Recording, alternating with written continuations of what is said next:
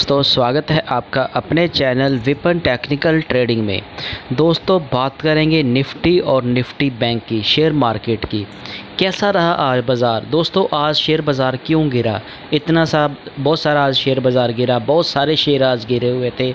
क्या कारण था इसके पीछे जिसके करते आज बाज़ार में काफ़ी प्रेशर था, सेलिंग थी। और दोस्तों कल आपको पता वीकली एक्सपायरी है 3 अगस्त की, तो इस मंथ की फ़र्स्ट वीकली एक्सपायरी है 3 अगस्त की। तो बहुत सारी कंपनियों के जो क्वार्टर के रिज़ल्ट भी आ रहे हैं, कुछ कंपनियों के रिज़ल्ट अच्छे आ रहे हैं, कुछ के ऐसे ही कुछ नॉर्मल से एवरेज रिज़ल्ट आ रहे हैं, जिसके चलते मार्केट में कुछ आज गिरावट आई। और भी बहुत सारे इंडिकेटर्स से हम सारा जानने की, एनालिसिस करने की कोशिश करेंगे और एक लेवल निकालेंगे पे कल निफ्टी कहाँ पे क्लोज़ हो सकती है, वीकली एक्सपायरी कहाँ पे हो सकती है, कॉल में लोगों का प्रॉफिट बनेगा कि पुट में बनेगा, ये हम पूरा प्रोडक्शन करने की कोशिश करेंगे। मार्केट दोस्तों गैप अप खुल सकता है, गैप डाउन खुल सकता है, तो किस तरह से हमें अपनी पोजीशनें बनाकर चलना चाहिए। अगर आज आपने पोजीशन को होल्ड किया तो मार्केट खुलने के टाइम पे आपको उसको कैसे कवर करना चाहिए। मैंने कहाँ पे ट्रेड किया ये भी आज आपके साथ शेयर करूँगा, कहाँ पे मैंने आज प्रॉफिट बुकिंग की ये भी आपके साथ शेयर करूँगा। और दोस्तों सबसे पहले आपको रिक्वेस्ट है कि अगर आप मेरे चैनल पे नए आए हो तो मेरे चैनल को सब्सक्राइब कर लो, बेल आइकॉन को ऑन कर लो, ताकि जब भी नई कोई वीडियो अपलोड हो सबसे पहले आपको मैसेज मिले। तो दोस्तों वीडियो के एंड तक बने, बिल्कुल भी स्किप करके ना देखें। एफआईज की क्या पोजीशन थी, यूएस मार्केट कैसी है, ग्लोबल मार्केट के जो संकेत हैं वो कैसे हैं, न्यूट्रल है, हमारे अगेंस्ट है कि हमारे फेवर में है, जिसके चलते मार्केट का मूड माहौल कैसा बनता है, ये सारा दोस्तों हम एनालिसिस करेंगे। तो दोस्तों सबसे पहले हम बात करते हैं निफ्टी के चार्ट की। निफ्टी को पहले सबसे पहले हम देखते हैं निफ्टी पे बात करें तो निफ्टी कल क्लोज़ हुआ था 19,733, आज ओपन होता है ये 19,655, लगभग 100 पॉइंट से थोड़ा सा नीचे 80-90 पॉइंट ये गैप डाउन खुलता है। दोस्तों गैप डाउन खुलने के बाद ये जो अपना लो बनाता है वो बनाता है 19,423, काफ़ी नीचे आ जाता है, 200 पॉइंट नीचे आ जाता है। उसके बाद इसका जो हाई था वो था 19,678, जो इसके प्रीवियस से ओपनिंग पॉइंट से थोड़ा सा कह सकते हैं हम 10-15-20 पॉइंट ही ऊपर था। उसके बाद फिर बाज़ार सारा दिन गिरता गया, गिरते गिरते इतना नीचे तक चला गया। तो उसके बाद फिर इसने 423 का लो बनाया, 19,423 का। उससे फिर इसने रिकवरी दिखाई और 100 पॉइंट लगभग रिकवर करके 19,526 पे क्लोज़ हो गया, लगभग पूरा 1% के परसेंटेज के हिसाब से। तो दोस्तों कौन से इनके इंडिकेटर की, अब इसके हम बात करते हैं टेक्निकल चार्ट की। तो दोस्तों टेक्निकल चार्ट की बात करें तो आज इसका आरएसआई वो जो 52 के पास आ गया, आरएसआई इसका 52 के पास आ गया, जो अभी बुलिश है, लेकिन 50 और 52 में बहुत ज़्यादा गैप नहीं है। तो अब मार्केट में कल वीकली एक्सपायरी है, तो वीकली एक्सपायरी के चलते बासी मार्केट में बहुत सारी उठक पटक ऊपर नीचे होती रहती है, मार्केट ऊपर नीचे होएगी, जिसके चलते आपको अपनी पोजीशनें उस हिसाब से एडजस्ट करनी चाहिए। तो दोस्तों इसके हम निफ्टी के जो हम चार्ट के ऊपर अगर देखें इंडेक्स के ऊपर, तो इसमें थोड़ी सी वीकनेस अब आ गई है। क्यों, इसने 2 दिन, कल भी इसकी रेड कैंडल बनी थी और आज भी इसकी कल से बड़ी कैंडल बनी है, क्योंकि 200 पॉइंट के लगभग इसने आज लूज़ किया, तो जिसके चलते ये अब थोड़ा सा डाउन हो चुका है। तो दोस्तों इसमें अब कल की एक्सपायरी के बाद थोड़ी रिकवरी भी आ सकती है। क्या होता है कि दोस्तों जैसे ही थोड़ा सा फॉल आता है, इसने ये देखिए ये वाला गैप थोड़ा सा इसने इसको कवर मतलब के फिल कर दिया।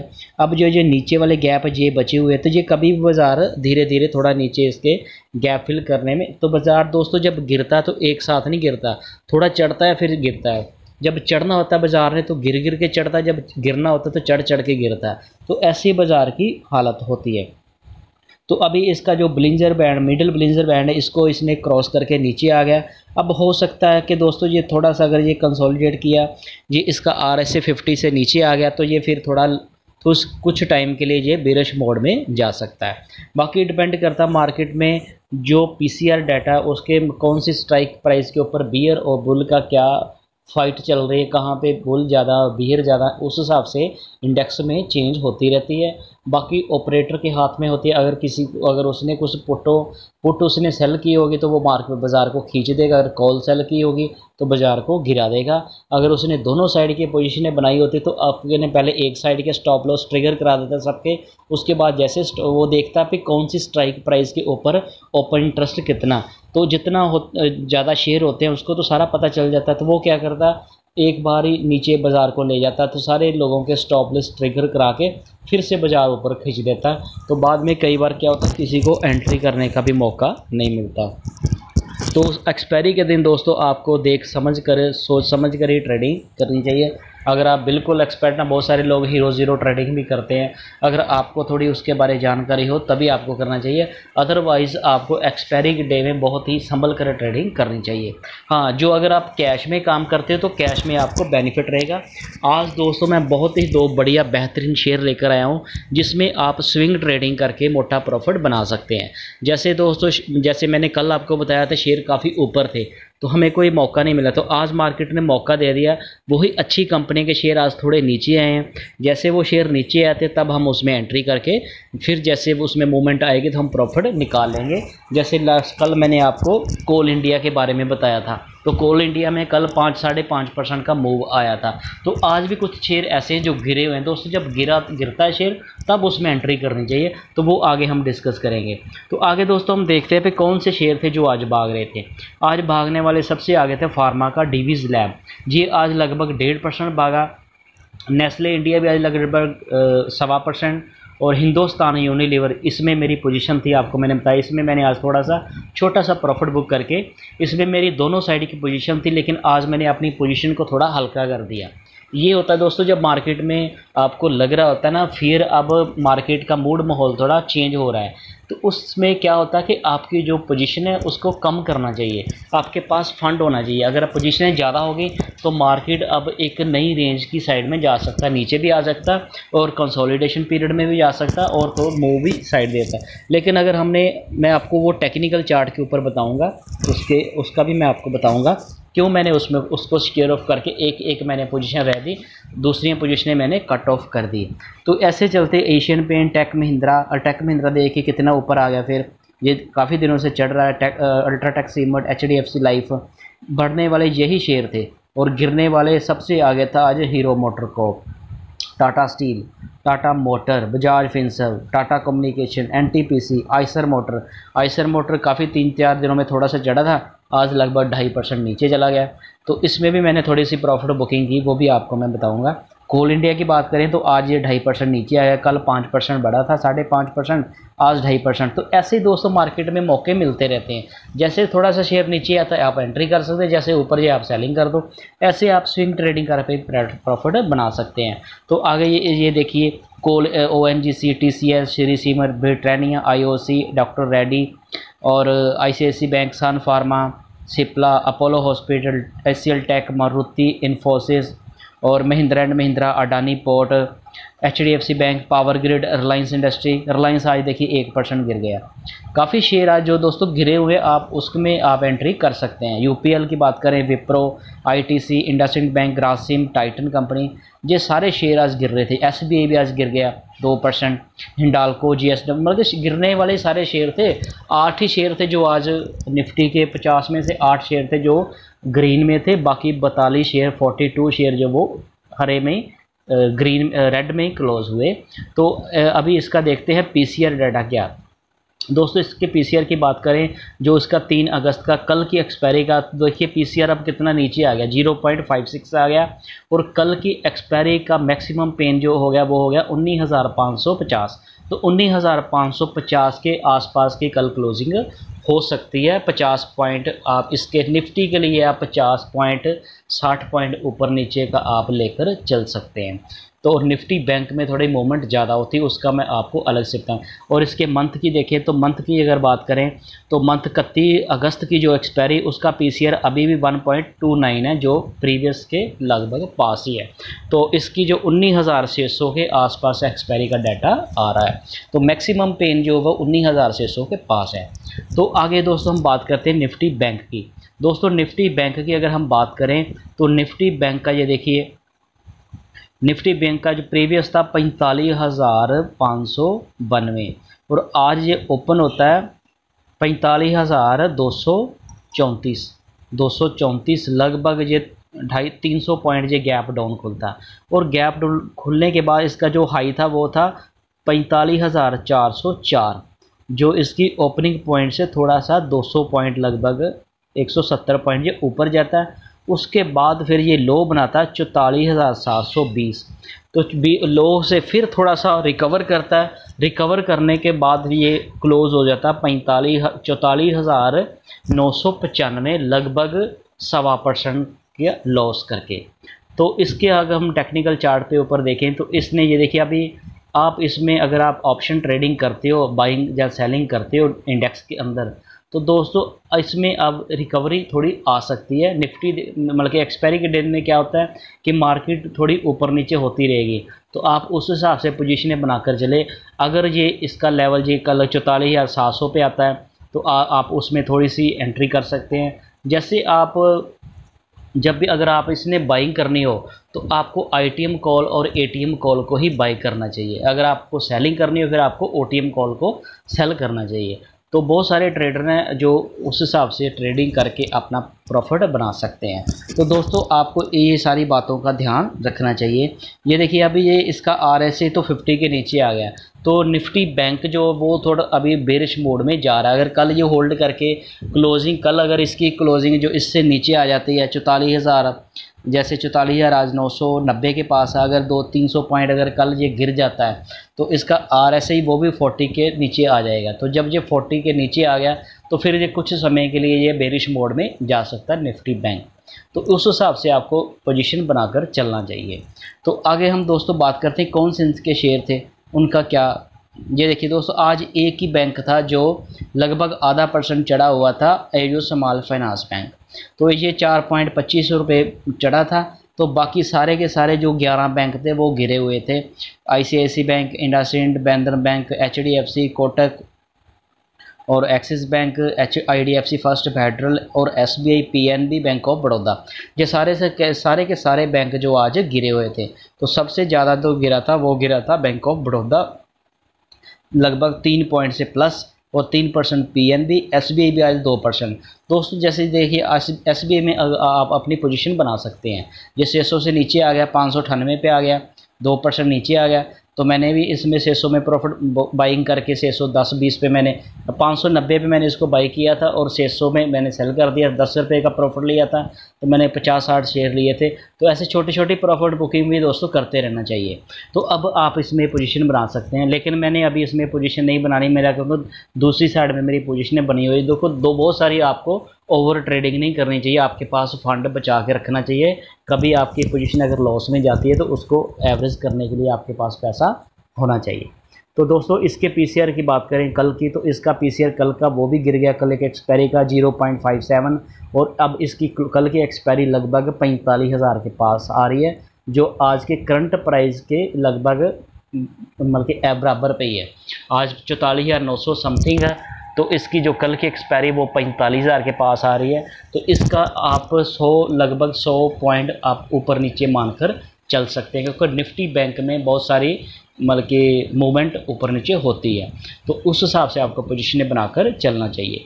तो आगे दोस्तों हम बात करते हैं यूएस मार्केट की। दो हमारे बाज़ारों की बात करें तो हमारे बाज़ार सारे ये देखिए लालगी में आज बंद हुए। इंडिया विक्स जो है वो आज थोड़ा सा बड़ा, इंडिया विक्स आज बड़ा था। तो डॉजोन की बात करें तो ये भी आज 71 पॉइंट ऊपर, S&P 500 ये थोड़ा नीचे है, नेस्डैक थोड़ा नीचे है। आज दोस्तों यूएस बाज़ारों की बात करें तो मैक्सिमम जो यूएस बाज़ार ग्लोबल मार्केट के इंडेक्स हैं वो सारे हरियाली लालगी में हैं, काफ़ी गिरे हुए हैं। चढ़ने वाले जो हैं वो लगभग माइनर से हैं तो गिरने वाले काफ़ी शेयर जो आज बल्कि यूएस बाज़ारों के जो इंडेक्स वो गिरे हुए हैं। थाईलैंड की बात करें ये थोड़ा सा पॉजिटिव है। ये आप न्यूजीलैंड देखें ये थोड़ा नेगेटिव है। मलेशिया नेगेटिव है, बहुत ज़्यादा नेगेटिव तो नहीं। जापान नेगेटिव है तो और ये देखिए साउथ कोरिया ये भी नेगेटिव है। ताइवान ये भी नेगेटिव है। तो ऑस्ट्रेलिया के बाज़ार ये भी नेगेटिव है, कुछ मतलब के पॉजिटिव में कुछ नेगेटिव में। हांगकॉन्ग ये देखिए ये भी काफ़ी गिरा हुआ है। तो इंडोनेशिया ये भी लगभग थोड़ा सा गिरा हुआ। ऑस्ट्रेलिया की बात करें तो ये भी नीचे है। तो ये सारे बाज़ार आप देखें कितने आज लालगी में, कल सारे हरियाली में थे, आज लालगी में है। तो बाजार का मार्केट का मूड माहौल देखें तो थोड़ा नेगेटिव अब नज़र आ रहा है। तो दोस्तों इसके चलते एफआईज़ ने क्या पोजीशन बनाई, एफआईज़ की क्या पोजीशन है, उसका भी हम एनालिसिस करते हैं। दोस्तों एफआईज़ की बात करें तो आज एफआईज़ ने कैश में 1877 करोड़ की सेलिंग की है। जो उन्होंने पहले बाइंग की हुई थी, आज मतलब कि 2 ही दिनों में 1 अगस्त और 2 अगस्त को, दोनों दिनों को मिलाकर देखे तो इन्होंने 1970 करोड़ की सेलिंग कर दी कैश सेगमेंट में। वहीं पे हमारे डीआईज़ ने उन्होंने 1 और 2 दोनों दिनों में लगभग 1033 करोड़ की बाइंग की है उसके चलते। तो फ्यूचर की बात करें, इन्होंने फ्यूचर के जो इंडेक्स के जो फ्यूचर थे, इन्होंने आज 44 करोड़ की सेलिंग की इसमें, और इंडेक्स के जो ऑप्शन थे उसमें इन्होंने 5122 करोड़ की बाइंग की है, जिसके चलते मार्केट में, ये कल का डाटा है दोस्तों, ये एक थोड़ा डाटा लेट आता है, तो ये फ्यूचर एफएनओ का डाटा जो वो लेट आता है, तो ये एक दिन बाद में आपको डाटा ये मिलता है वीडियो में। तो उसकी जो स्टॉक के जो फ्यूचर्स होते हैं उसमें भी इन्होंने आज सेलिंग की है 858 करोड़ की, तो जिसके चलते ये स्टॉक के जो ऑप्शन थे उसमें भी इन्होंने सेलिंग की है। तो नेट जो एफआईज़ अब थोड़ा सा सेलिंग कर रहे हैं, ये मार्केट को मैनिपुलेट कर रहे हैं। जैसे जो शेयर को गिराएंगे, कुछ लोग ऐसे नए इन्वेस्टर होते हैं, जैसे अभी नए काफ़ी इन्वेस्टर ऐड हुए हैं नए मार्केट में। क्यों? जब मार्केट चढ़ रही थी, काफ़ी मार्केट चढ़ रही थी, तो लोगों को मार्केट में ऐसे शोर मच जाता है कि मार्केट में, शेयर मार्केट से लोगों का पैसा बन रहा है। तो ये बातें सुन के बहुत सारे नए ट्रेडर, जो नए इन्वेस्टर हैं, जो स्टॉक मार्केट में आते हैं, ये बात सुन के कि स्टॉक मार्केट में पैसा बनता है, लेकिन वो तब एंट्री कर रहे होते हैं जब स्टॉक मार्केट अपने हाई पे है। मार्केट आपने देखा भी 20,000 के ऊपर चली गई थी, 20,000 को इसने टच कर दिया, अपने लाइफ टाइम हाई के ऊपर थी। अभी भी मार्केट ऊपर ही है, 19,000 के ऊपर ही है। तो कहने का मतलब ये कि मार्केट अब ऊपर है।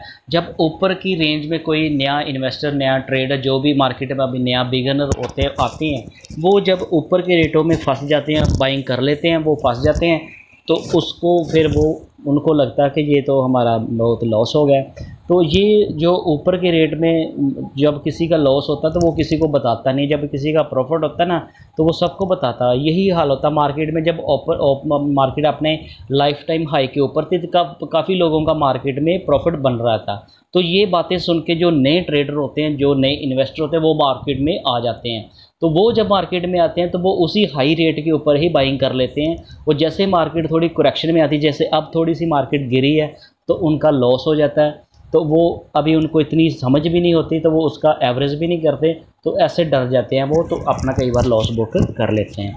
लेकिन जो दोस्तों थोड़े से समझदार इन्वेस्टर हैं, ट्रेडर हैं, जिनको अब पता हो गया, थोड़ी जानकारी आ गई है, जो काफ़ी देर से पहले पुराने काम कर रहे हैं, तो उनको लगता है जैसे कोई शेयर गिरता है तो वो उसमें एंट्री करते हैं, गिरे हुए शेयर में एंट्री करते हैं, और जैसे शेयर में फिर मूवमेंट आता है तो वो प्रॉफिट बुकिंग करते हैं।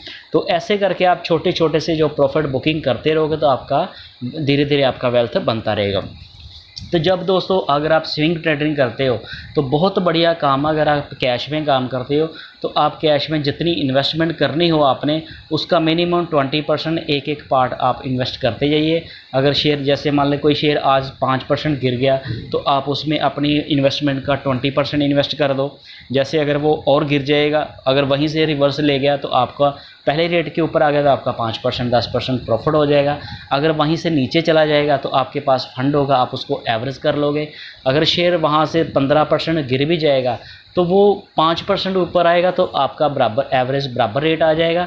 अगर पहले रेट के ऊपर जाएगा तो आपका 10% प्रॉफिट हो जाएगा। तो ऐसे करके दोस्तों थोड़ी एवरेज थोड़ी ऐसे करनी पड़ती है, फिर आपका प्रॉफिट बनता है। जब शेयर कई बार बहुत ऊपर चला जाता है लेकिन आपको लगता है कि अच्छा शेयर है तो आप उसमें कम क्वांटिटी से ऐड कर सकते हैं। तो दोस्तों ये था एफआईज़ का डाटा। अब इसके और इंडिकेटर्स हैं उसको देखें। दोस्तों यूएस डॉलर इंडेक्स की बात करें तो यूएस डॉलर इंडेक्स आज ये भी बढ़ गया, ये आज 102.68 हो गया, जो कल था 102.37। ये हमारे अगेंस्ट है मार्केट के।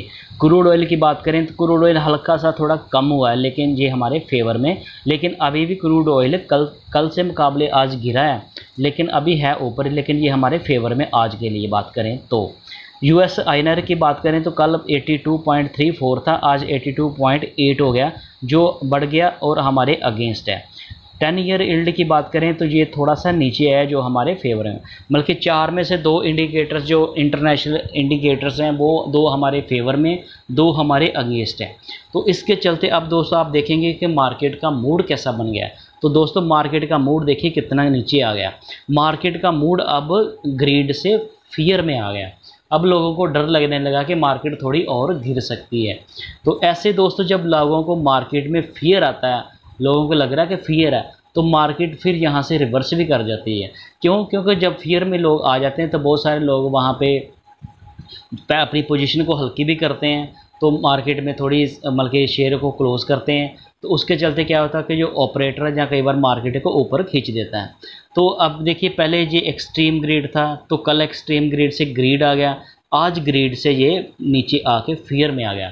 अब मार्केट का मूड जो फियर है, लोगों को लग रहा है कि मार्केट जहाँ से नीचे गिर सकती है। तो जब सब लोगों को लग रहा होता है कि मार्केट नीचे गिर सकती है, तो मार्केट कई बार क्या होता है, उसके ऑपोजिट मार्केट ऊपर रिवर्स कर जाती है, ऊपर चली जाती है। तो इसका हम जैसे यहाँ पे आप देखिए, अब ये देखिए यहाँ पे 60 आ गया था एक्सट्रीम ग्रिड 18 जुलाई को, फिर 62 हो गया, फिर 64 हो गया, फिर 67, फिर 70, फिर 71, 73, 74। अब 2 दिनों में ये ऐसे मार्केट का मूड चेंज हुआ। तो ये दोस्तों सारा आपको थोड़ा बहुत आपको देखना चाहिए, उस हिसाब से आपको थोड़ी प्लानिंग करनी चाहिए। तो आगे दोस्तों मैं आपके लिए 2 बहुत ही बेहतरीन शेयर लेकर आया हूँ। दोस्तों सबसे पहले आपके लिए एक शेयर है हीरो मोटोकॉर्प। दोस्तों हीरो मोटोकॉर्प की बात करें तो ये 2 दिन में काफ़ी गिरा है। ये 3250 से गिर के 2 दिनों में ही लगभग 2993 लगभग आप देखोगे 260 रुपये 260 रुपये इसने डाउन मतलब के लूज़ किया 2 दिनों में। तो एक तो दोस्तों 260 रुपये ये नीचे आ गया। तो शेयर अच्छा, कंपनी अच्छी है, कोई दिक्कत की कोई बात नहीं है। तो इसका RSI ये देखिए 43 के नीचे 43 आ गया। अब ये थोड़ा और गिर भी सकता और रिवर्स भी कर सकता। आपने दोनों साइड सोच के चलना। आप बोलोगे कि दोनों साइड, हाँ दोस्तों मार्केट में 100% आपको कोई नहीं बता सकता कि ऊपर जाएगा कि नीचे। हाँ हम ये कर सकते हैं कि यहाँ पे ये जैसे इसका RSI 43 आ गया, जब RSI 50 से नीचे आ जाता है तो वो बेरिश मोड में आ जाता है। लेकिन अभी इसकी कन्फर्मेशन तब होगी जब ये 1-2 दिन और इसकी रेड कैंडलें बनेंगी, नीचे की कैंडल बनेंगी, तो तब हम इसको मान सकते हैं। ये आप येलो कलर की लाइन देखें 2964, अगर ये 50 डेज़ की मूविंग एवरेज की लाइन है। अगर इसको ये ब्रेकआउट करके नीचे आता है तो ये इसमें थोड़ी और गिरावट भी आ सकती है। फिर इसका RSI नीचे 40 से नीचे आ जाएगा, RSI 40 के नीचे आएगा, फिर ये थोड़ा सा कंसोलिडेट करेगा। तो ऐसे करके अगर आपने यहाँ पे एंट्री करोगे तो आपने जितनी इन्वेस्टमेंट करनी है उसका 20% करना। अगर शेयर वहाँ से और नीचे जाएगा तो आप उसमें एवरेज कर सकते हैं। यहीं से रिवर्स करेगा तो आपने ये पहले वाले प्राइस के ऊपर आ जाएगा 3250 पर, तो आपने 3000 रुपये मान लिया, तो आपको 200-250 रुपये का प्रॉफिट हो जाएगा, आपने चाहे जितने भी शेयर लिए हों उस हिसाब से। तो ऐसे करके आप कम क्वांटिटी से इसमें एंट्री कर सकते हैं। दूसरा दोस्तों एक बहुत SBI, दोस्तों आज मैं फिर आपके लिए SBI का शेयर लेकर आया हूँ। SBI का भी RSI अभी 59 मतलब कि 59.81 50 के पास ही है, लेकिन ये आज थोड़ा 2.5% गिरा। तो अच्छी कंपनी है, जब नीचे आता है शेयर 2.5% अगर नीचे आज मिल रहा है आपको, हो सकता है कल परसों 2 दिन के बाद ये फिर 600 के 25-30 के ऊपर आ जाए। जैसे ये 620 से नीचे आया 2 दिनों में, कल भी 620 से ये 610 आ गया था, आज 610 से 598 आ गया, 12 रुपये आज भी गिर गया। तो ये अगर ये रिकवर करेगा तो इस 620 पर भी आ गया तो आपको 20 रुपये का प्रॉफिट मिल जाएगा।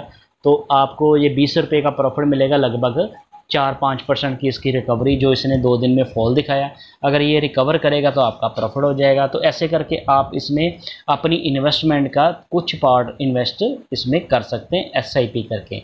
अगर आप ये यहाँ से गिरेगा तो आप उसमें और एंट्री कर सकते हैं। तो दोस्तों आगे मैं बताऊँगा आपको मैंने कहाँ पर ट्रेड किया। ये देखिए दोस्तों, अब मैंने ये मेरी 4 पोजीशन थी, कॉल और पुट दोनों मैंने सेल की हुई थी। आइसर मोटर की मैंने 3200 की मैंने पुट सेल की थी और 3500 के मैंने कॉल को सेल किया था। तो 3500 की कॉल मैंने आज इसलिए मैंने इसको सिक्योर ऑफ कर दिया।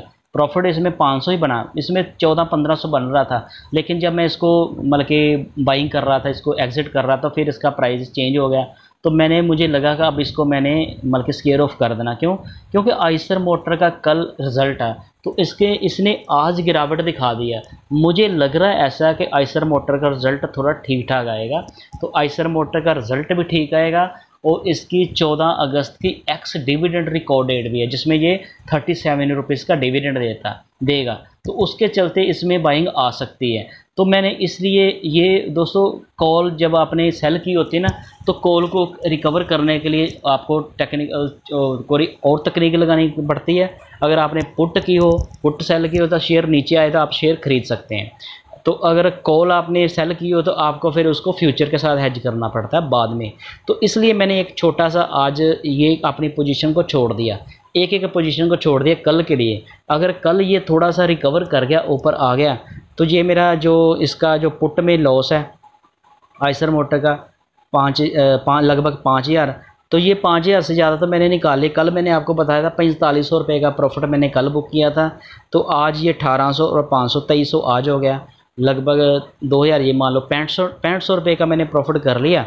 तो इसमें मेरा 5000 का और इसमें मेरा 7,000 का लॉस है। तो इसमें हिंदुस्तान यूनिलीवर में मैंने पहले बुक कर लिया था, तो नेट हम देखें तो इसमें मेरा 2-3 हज़ार का प्रॉफिट ही है। लेकिन मैंने इसको पोजीशन को इसलिए छोड़ा कि हिंदुस्तान यूनिलीवर, अब ये मैंने कॉल थी ना, तो कॉल में आज ये प्रॉफिट हो गया। तो अब इसमें फिर ब्रेकआउट आ गया हिंदुस्तान यूनिलीवर। मुझे लग रहा है कि ये अब ऊपर चढ़ेगा। अगर ये ऊपर चढ़ गया तो फिर ये कॉल में मेरा लॉस होना था, तो पुट में प्रॉफिट होना था, इसलिए मैंने एक साइड रहने दी है।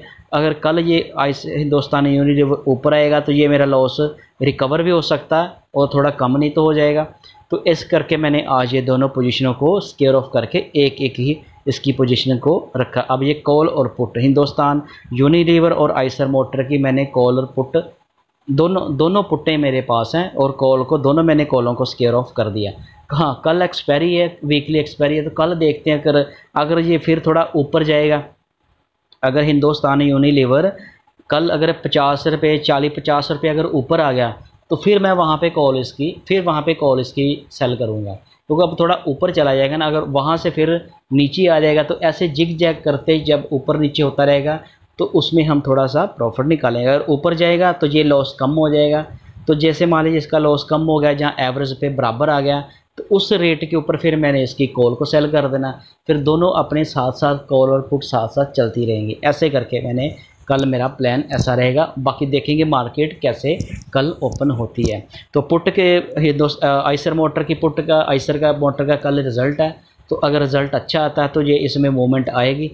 तो जैसे ही मूवमेंट आएगा, इसने अगर 20-25 रुपये का मूवमेंट दे दिया ऊपर, तो ये लॉस तो कवर हो जाएगा। उसके ऊपर मार्केट निकल गई तो प्रॉफिट भी हो सकता है। अगर नीचे आएगी तो फिर हम इसका, जब नीचे आएगी तो एक पुट में और इसकी पुट को फिर मैं सेल करूँगा, और पुट सेल करने में फिर मार्जिन ज़्यादा लगेगा। अगर मार्जिन मेरा शॉर्ट हुआ तो फिर मैं उसकी कॉल को बाई करूँगा। कॉल ऊपर कवर करेगी तो उसमें प्रॉफिट होगा। तो ये सारी स्ट्रैटेजी मैं कल लगाऊंगा मार्केट के हिसाब से। तो दोस्तों, उम्मीद है कि आपको ये मेरी इन्फॉर्मेटिव वीडियो अच्छी लगी होगी। दोस्तों, अगर आपको ये मेरी वीडियो अच्छी लगी तो इसको लाइक करना, मेरे चैनल को सब्सक्राइब करना। Thank you.